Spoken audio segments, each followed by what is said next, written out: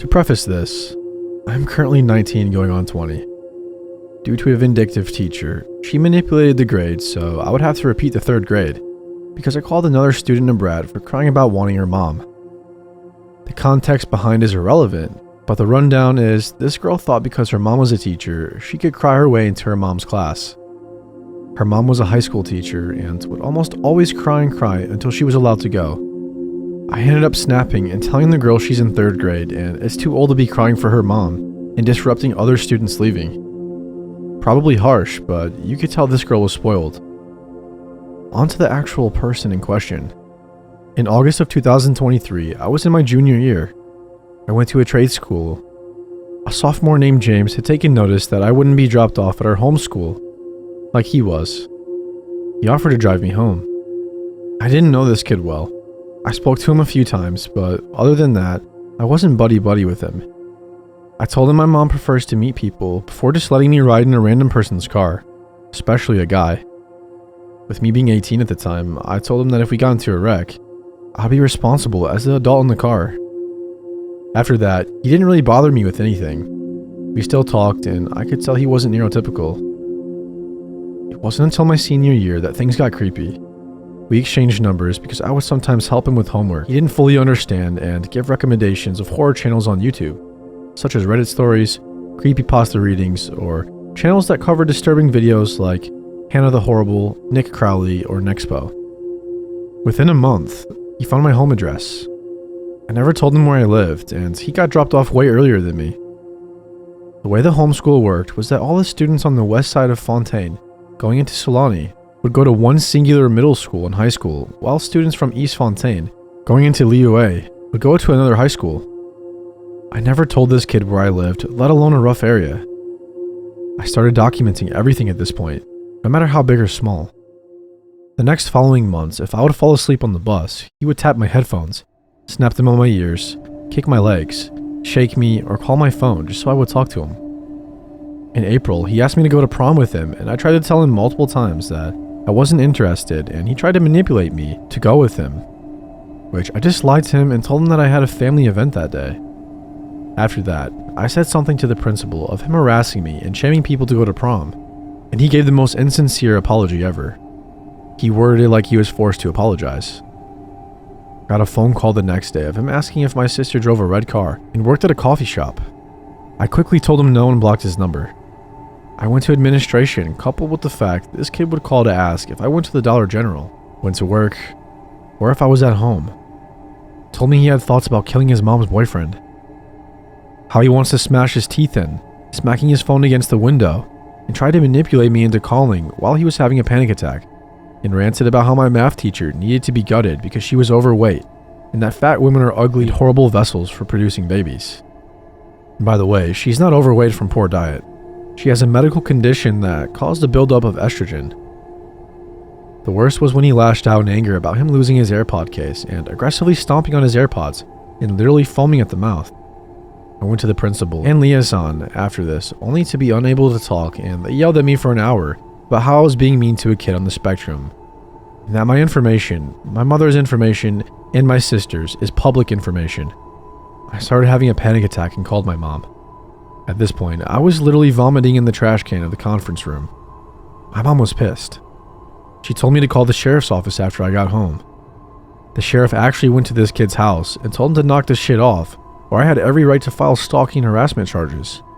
The 180 Women's Shelter confirmed that what the principal and liaison did was disgusting and dangerous. So far, I haven't seen him, and I still have his number blocked. Hopefully, I don't see this little bastard anymore. To James, if you hear this story by some chance, stay the fuck away from me and my sister. I hope your future general finds out about this shit. Yeah, that's right. This fucker wants to be in the army. Should I see him again, I won't hesitate to press charges against him. I really don't care if it quote-unquote ruins his life forever. He's a danger to those around him and even himself.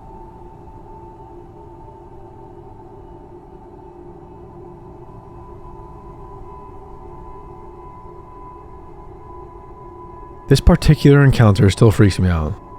I know how horrible it could have ended, and I sometimes think my crippling social anxiety as well, as general common sense for preventing the worst. My freshman year of high school, when I was about 14, proved challenging socially. Afraid to really connect with strangers, I would typically eat lunch by myself or sit in the back of a classroom to avoid detection. I did have a few close friends from bands, and I also grew fond of an equally awkward girl in my public speaking class. Now, because our public speaking teacher was also the drama teacher and cared much more about the musical than assigning us speeches, we never had to stand up in front of the class. Instead, I would walk into the room, sit down next to my friend, and talk to her for about an hour until the bell rang. After probably about 3 months, this class became a nightmare. I was walking through the halls one day in between classes when I was approached by a fellow freshman that I knew from band. She handed me a piece of paper and winked at me. "This is from Zach," she said. I believe that I stared at her rather blankly, earning me an eye roll. "The Zach that sits behind you in public speaking," she clarified.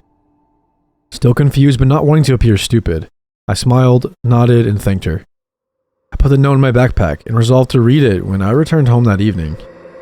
Once in the comfort of my bedroom, I retrieved the note after recalling a very tall and large senior named Zach, who did in fact sit behind me in that class. Did not remember ever speaking to him, but thinking it might have been a message from the teacher, I opened the lined paper up. As I skimmed the words, I immediately became uncomfortable. Printed in sloppy handwriting was a cheesy love poem. In it, he described all my physical features, mentioned my full name, which he spelled correctly, a feature in which not many people can accomplish, and professed his undying love. Now, I was very, very confused. I had never spoken to this kid. I only ever talked to the other freshmen in the class, and I had no account on any social media platform where he could have lifted the information. Even if I did know him, my mental issues would have definitely prevented any sort of long-term relationship. At this point, I was honestly a little more scared at the prospect of having to speak to someone I didn't know than the actual poem itself, but I still began to skip that particular class. After not attending public speaking for a good 2 weeks, I was eventually approached by a girl that I knew from band, a fellow clarinet player by the name of Corey. "I heard you've been ditching," she said with a bit of a smirk. "Good girls don't ditch." When I just laughed and shrugged, she continued, "Well, your boyfriend thinks you're avoiding him." "What? That Zach guy? He's definitely not my boyfriend. I have some classes with him too. I think he's a nice guy. You should give him a chance," she said. "He likes you a lot." Wanting to end the conversation, I just said that I would think about it and walked away. I think that Corey told Zach what I had said, and things escalated. I received a similar poem taped to my locker a few days later, and I began to see Zach standing outside of my classes as I left. Because he was blocking the door, I had no choice but to talk to him. I don't remember the exact conversation, but I remember that he pulled out a large black binder and handed it to me. He told me that he was a writer and that all the pages were filled with poems for me. After flipping through some very cringeworthy writing, I believe that I thanked him, not wanting to hurt his feelings. He interpreted this as a go-ahead for a kiss, and I became pinned to a wall.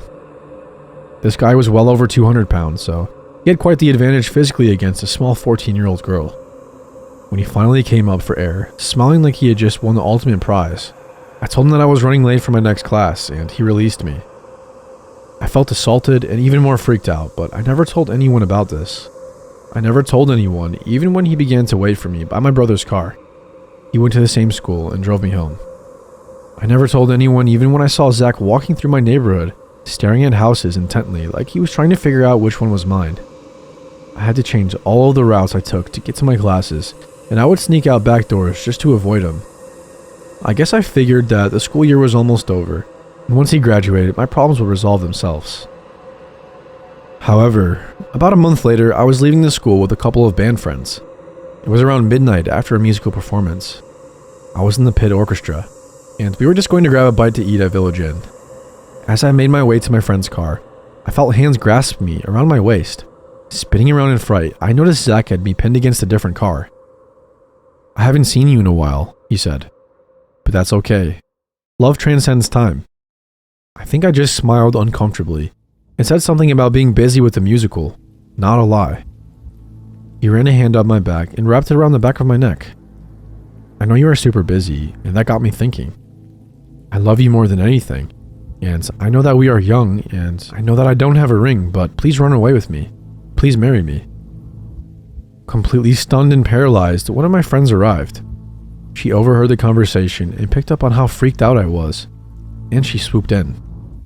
"Hey," she said. "We have to leave right now, sorry. My mom wants me home in like 5 minutes and she will not be happy if I am late. Come on." She grabbed my arm and wiggled my body free from Zach. "Wait, so will you?" Zach asked, as my friend dragged me away. I said something stupid about having to think about it, and I made it into my friend's car without any other problems. We laughed and joked about it later, but it scared me enough to take my cautiousness to the next level. For the rest of the school year, I made complex plans on how to travel between classes so I wouldn't see him, and I made sure that I walked to and from any car with a group of people. Again, I never told anyone, even though an 18-year-old man proposing to and stalking a young girl was more than not okay. I wish I had though, and I wish it ended there. A few years ago, when I was about 21, I was scrolling through my Facebook page when, all of a sudden, messages from people I had not talked to in years began flooding in. They all said something along the lines of, "Holy shit, this is creepy. Are you okay?" And they included links to a news article. Apparently, Zach had been arrested for the possession of explicit content on his computer and for multiple counts of molestation. A couple of the girls mentioned in the article I even knew from high school. I was pretty decent friends with them too, even though they were freshmen when I was a senior. I just hoped that he did not hurt them because they were friends with me. He has been in jail now for a very long time. However, if you search my name through Google, you will still find books that Zach actually published containing hundreds of poems that he dedicated to me. But I am honestly just glad that he is locked up and unable to hurt any more girls.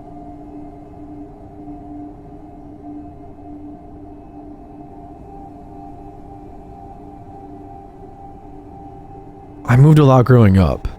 By the time freshman year of high school came around, I had moved 7 or so times and was about a year and a half into my most recent move. I had found a pretty close group of friends in middle school and we all went to high school together. I met him through one of those close friends. They were in band together, and even though he was almost 4 years older than us, we welcomed him into our group. Sam was easily twice my size, tall and heavy-set and originally kind of intimidating, although I was never afraid of large men before this. Lesson learned. I had a kind of bad home life, and I spent as much time as I could at school, sometimes hanging around the school campus until 6 or 7 at night with this friend group. 3 of us lived in the same direction, and we would walk the half-hour trip together until our paths split. One slightly colder evening, Sam offered to walk me home since the others had gone home already. I just thought he was being a gentleman. He mentioned something from a previous move when he lived in California. He didn't walk a friend home, and something horrible happened. He left it at that, and I let him walk me home. We got a lot closer after that. We bonded over both living in California and exchanged numbers. He would message me late into the night about his depression, and I just wanted to help. A few months later, he tried asking me out. It was this big romantic gesture. He learned a Disney song on the ukulele and sang it to me in the cafeteria. But I was already dating someone, and when I turned him down, he got angry. A freaky, quiet, and twitchy kind of angry. I felt so bad though. I started seeing him everywhere. We were still friends and we still hung out in groups, but I would pass him on the street walking somewhere, and a few minutes later, I'd see that he changed directions and had started to follow me. He would walk me to classes by following me in passing period at a distance. I started to minimize the group time we spent together, and he would follow me more. I had friends meet me at each class and walk me to my next one because I felt unsafe. He even knew where I lived. Then he started to talk. Not to me, but to mutual friends about that one girl in California who he tried to walk home. At first, it was just sharing my name. Some crazy coincidence. Then she had the same brown curly hair and blue eyes. And every time he rambled about her, she became more and more like me. And then he said what happened. Over literal weeks, this fantasy evolved. They were walking home and they were jumped by some guy with a knife. It was a robbery gone wrong on her birthday, January 24th, my birthday. And she died horribly, and he couldn't react in time. She bled out in his arms. Sarah, who has brown curly hair, blue eyes, my name and my birthday, and sounds just like me, bled out in his arms. Each retelling added more and more detail, and this guy with his sick fantasy about my death would follow me around and knew where I lived. My boyfriend was abusive, mentally and physically, but I stayed as close to him as I could whenever I could, because if the worst happened, I knew for sure he could throw a punch. I never felt safe at school or in our little town walking home from school in the dark. One day at school, he had a breakdown, freaked out, and ran out of the school in a panic. I was sent after him, and I found him curled up on the floor. I got closer. I knew about his anxiety and depression, and my safety aside, I wanted to make sure he was okay. It was then that he told me this horrifying story that I had been hearing from mutual friends with added details. We had been walking home from a concert in California. We passed a dark alley, and a homeless man came out with a rusty knife and asked for anything valuable. I fumbled for my phone. I didn't have anything else on me, and he thought I was calling the cops. He stabbed me. Once, twice, again and again, and Sam stood there horrified. He saw red and grabbed a broken glass bottle near my body and attacked the homeless man. He killed him with his own knife. He told me he killed someone. My stalker killed someone. It didn't matter how messed up he was anymore. I didn't care if it was a fantasy or real. I didn't care how it would affect his mental health anymore. I wanted to go to the police. I was scared for my life. My friends convinced me to go to the school counselor first. That morning, we went and told him everything. The stalking, the stories, how he admitted to murder. And that was the reason they moved from California. How I was afraid for my life and wanted to call the police. The counselor didn't take us seriously. She went to the principal, and the principal, not a mental health expert, called Sam in to talk about the accusations. The principal then informed me that he did not think that Sam had any kind of mental illness, or that I was in any danger, and that was that. I lost faith in adults and gave up on going to the police. I stayed with my friends, walking me in between classes, hiding behind my abusive boyfriend, and looking behind me every step of my walk home that year. The counselors ended up gaslighting us to the point this all feels like a fever dream now. And I would think it's made up if it weren't for my journal entries recording the events and my growing panic and the similar stories from my friend group. Just a quick edit. Clarifying some confusion. I don't think anyone actually died in California. I think he's a pathological liar, and that he was so deep in a fantasy that he had convinced himself it was real. No, I wasn't physically hurt, but it was emotionally scarring, and the threat that he posed to me was 100% real.